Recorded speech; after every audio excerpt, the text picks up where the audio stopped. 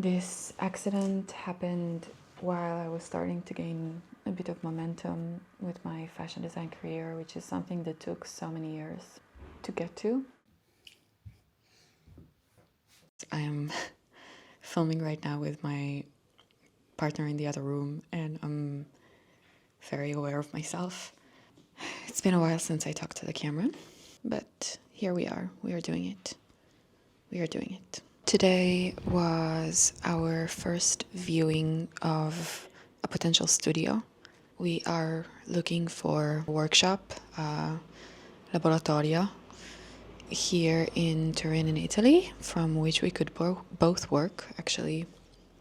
Basically, the situation since I broke my ankle was that my partner moved in to live with me, and we've been sharing the space, and it was wonderful.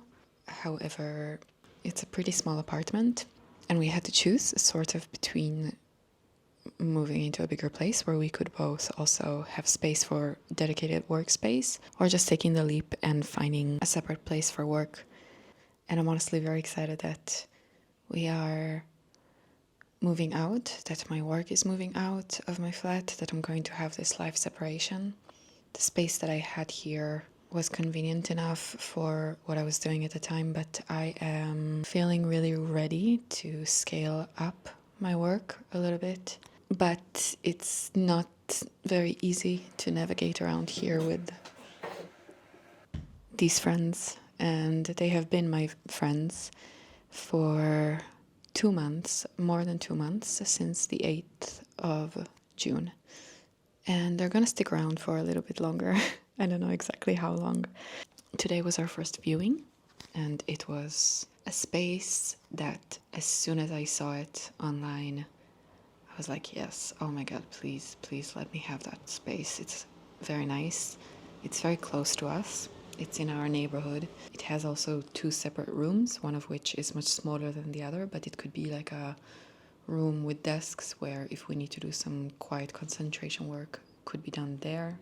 And then the other room could be the messy one, we'll see. It's currently really, really full of shite that we would have to get rid of. And it's very exciting. Fingers crossed that this is going to be the place. There is another place that's more of a storefront, also fairly close to us, but not as close as this one. I think we're going to be able to view it only next week, so I will keep you updated on that. I think this video, and maybe I'm saying this more to myself, but I think this video is going to be like a way for me to ease in to making more vlog style content. I need to adjust to my situation. My situation is that I'm pretty much handicapped right now, and I cannot do all the things I used to do for now, but I will be fine very soon. Also, my energy levels vary greatly. I'm basically going to make this video and share all the projects that I'm able to do, slowly getting back into sewing.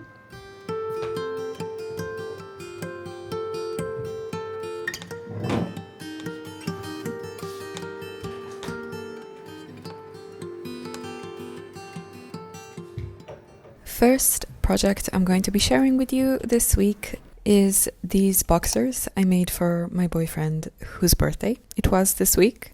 I made 3, and in this video I'm going to show you the making of the second and the third, because the first one I made off camera.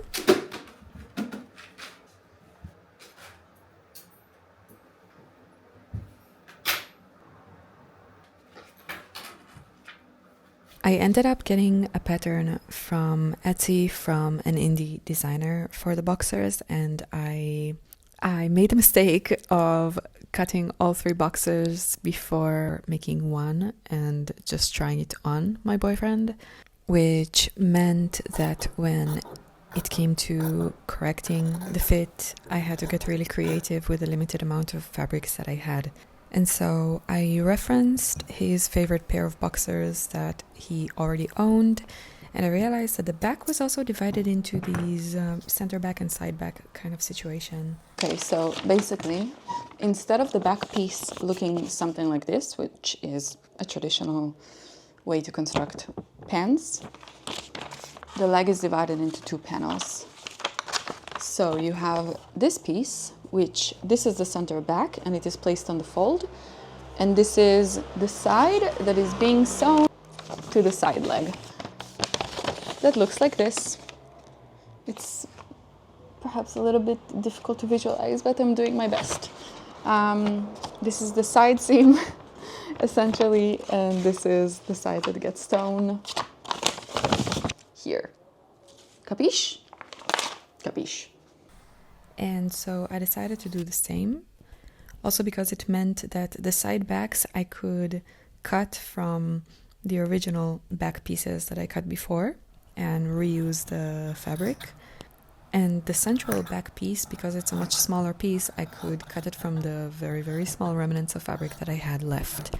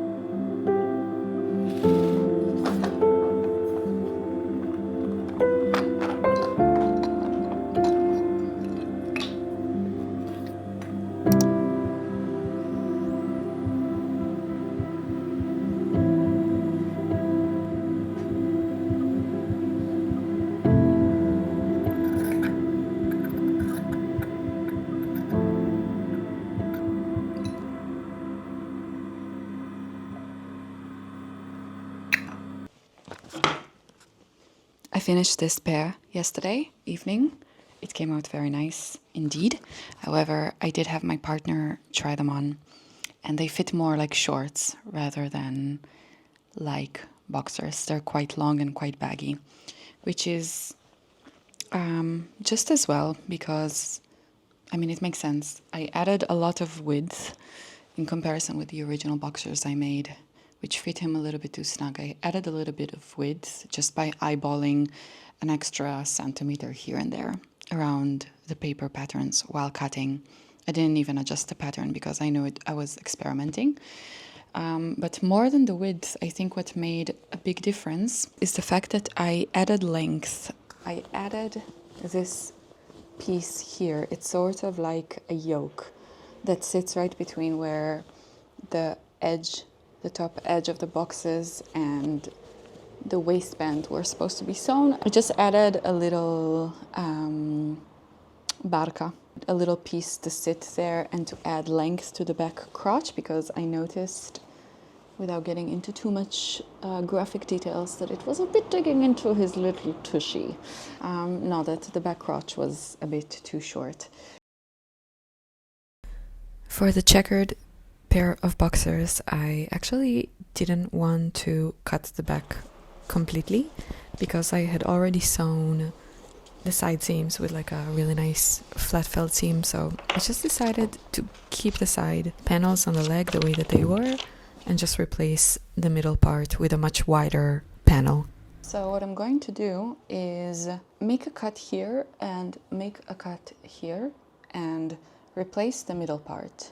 And by replacing the middle part, I'm going to be able to add 1 centimeter here, 1 centimeter here to overall increase the width overall. But I'm also going to be able to ever so slightly take up the height of the crotch.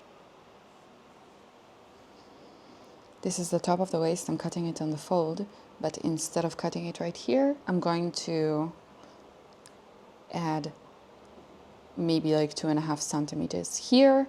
And of course, what I need to make sure is always that at the angle with the fold, we are reaching 90 degrees angle, and you slope down like this.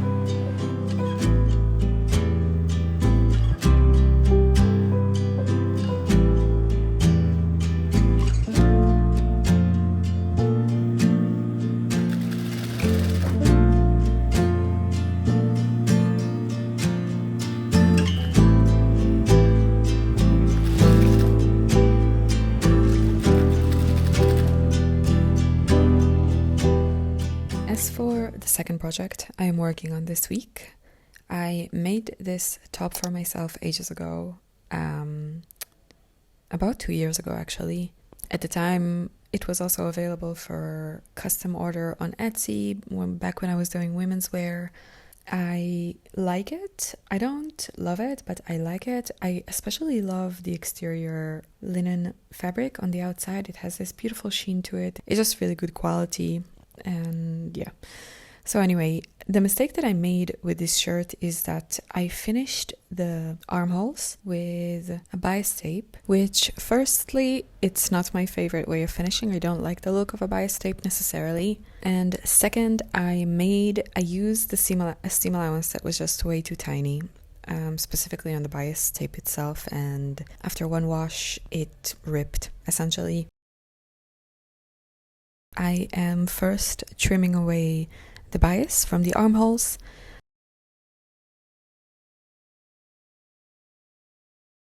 I am then entering the top from inside basically and sewing the armholes right sides together.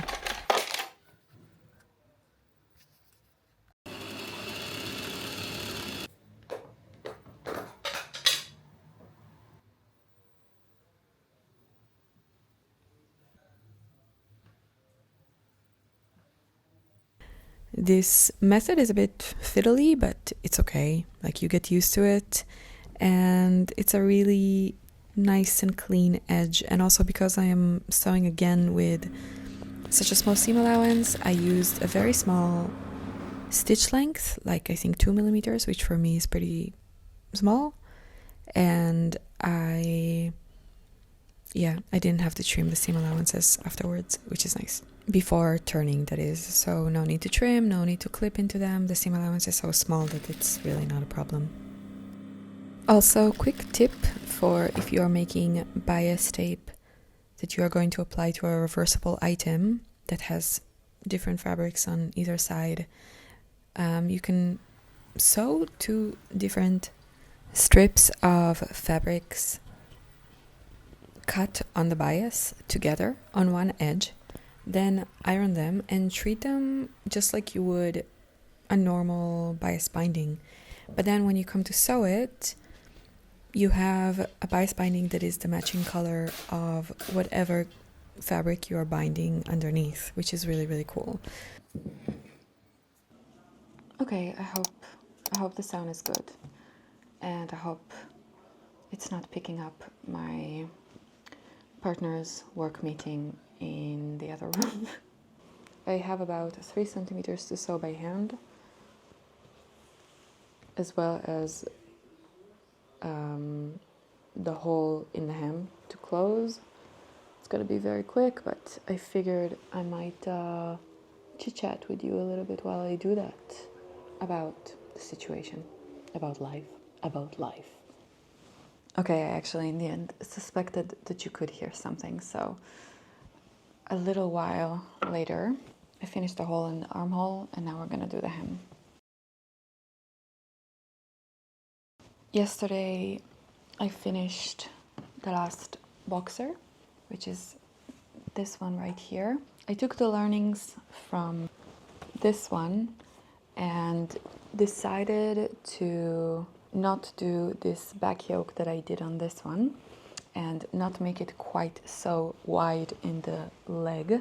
And so instead of adding a yoke, I just increased the height of the center back, which results in somewhat of a funny shape across the back. But I think that with these kinds of things, the most important thing is that it's comfortable, and my partner has already tried them on and I can confirm that indeed they are. So he's happy, I'm happy kind of situation.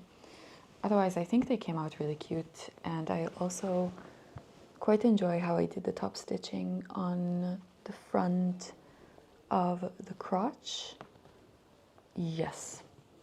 The other thing I wanted to say is that I didn't have an elastic which was wide enough, and being August in Italy, all of the mercerie, all of the notion stores, haberdasheries are closed, so I just had to use what I had, and what I had was this elastic given to me by this seamstress who closed down her business and just gave me a lot of random stuff.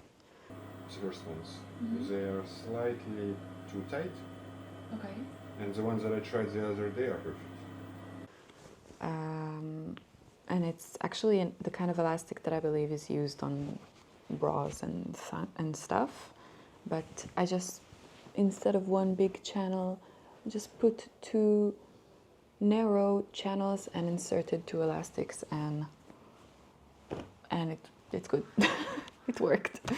So I'm very happy with the boxes. They were my first sewing project since the accident.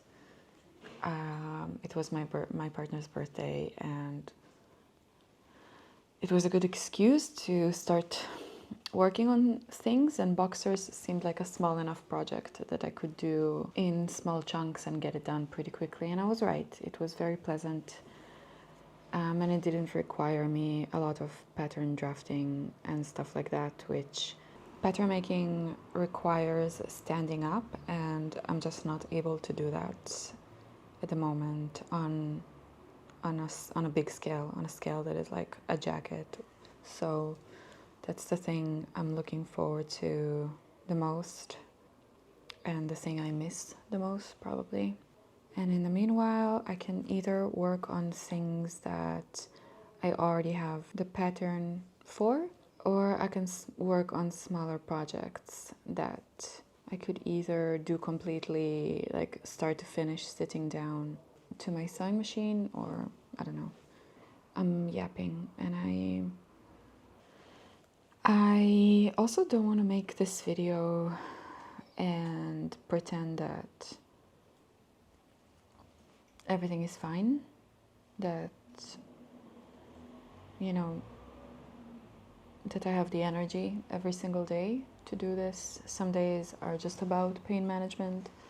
Some days are just about rest. Some days I'm worried. So I think it would be dishonest to pretend that everything is fine. And I think it would also be disrespectful for people who are permanently going through what I'm going through right now, like permanently disabled or semi-permanently disabled, or disabled for any duration of time that is longer than the 3 months that I am.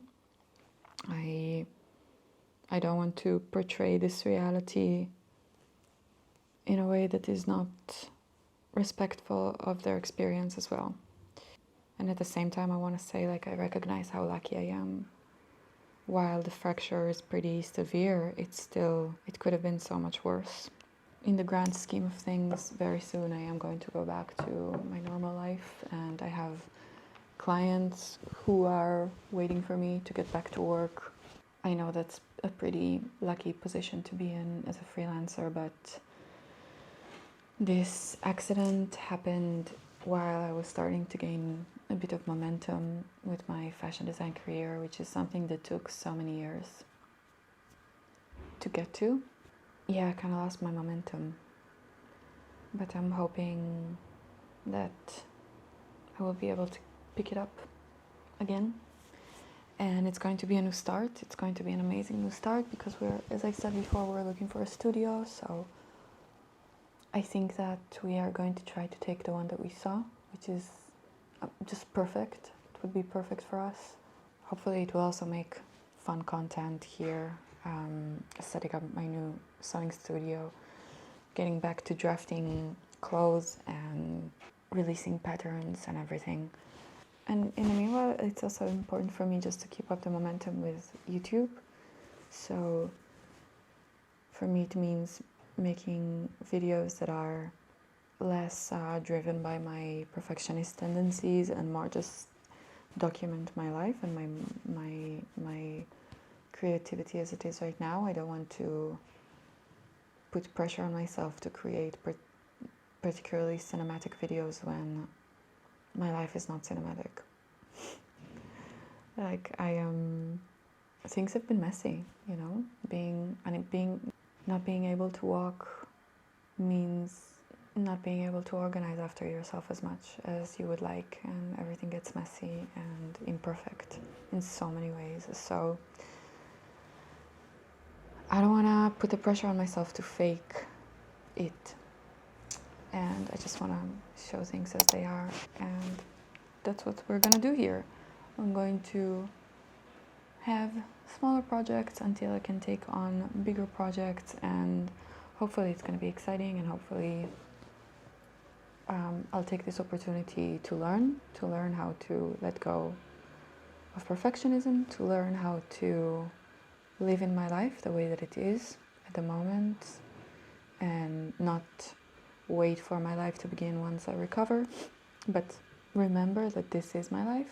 These 3 months are 3 months out of the X months that I have in my life, and I want to treat them I don't want to treat them like they're insignificant or like I am waiting for something to happen. I don't want to. So yeah, that's it for now. Hopefully I'll get better at that. Thank you very much for joining me today. I didn't show you the shirt. Okay. Thank you very much for joining me this week. I am very happy with what I was able to make. The 3 boxes and that top which I fixed and I now can wear. And I will see you in next week's video. Yes, I will see you in next week's video. That feels so good to say. Okay, awesome.